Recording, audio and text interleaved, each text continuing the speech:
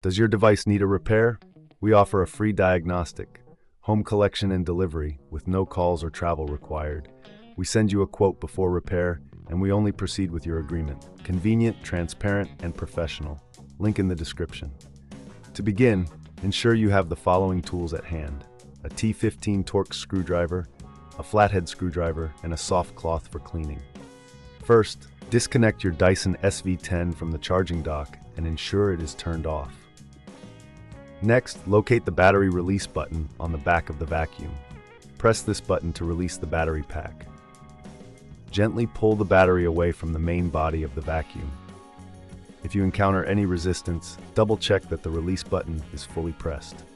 Once the battery is removed, set it aside and take a moment to inspect the battery compartment for any dust or debris.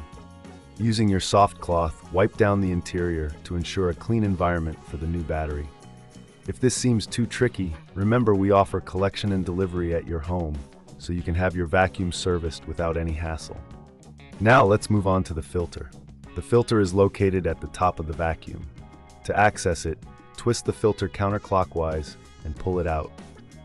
Inspect the filter for any signs of damage or excessive dirt. If it appears dirty, rinse it under cold water until the water runs clear. Avoid using any detergents or soaps, as these can damage the filter. Allow it to dry completely for at least 24 hours before reinserting it.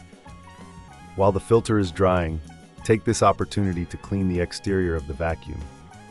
Use a damp cloth to wipe down the casing, paying special attention to the crevices where dust tends to accumulate.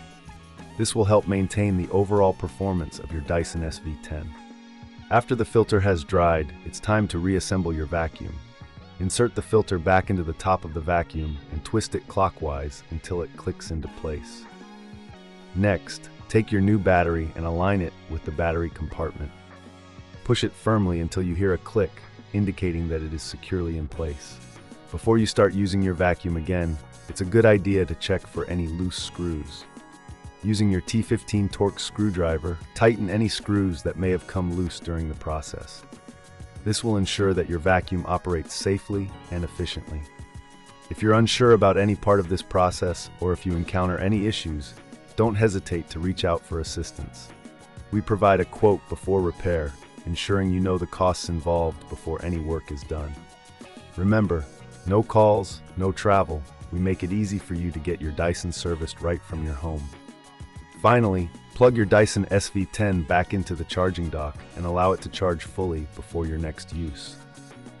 Regular maintenance, including changing the battery and filter, will prolong the life of your vacuum and keep it performing at its best. Thank you for following this guide, and enjoy your clean home with your newly serviced Dyson SV10. Does your device need a repair? We offer a free diagnostic, home collection and delivery with no calls or travel required. We send you a quote before repair, and we only proceed with your agreement. Convenient, transparent, and professional. Link in the description.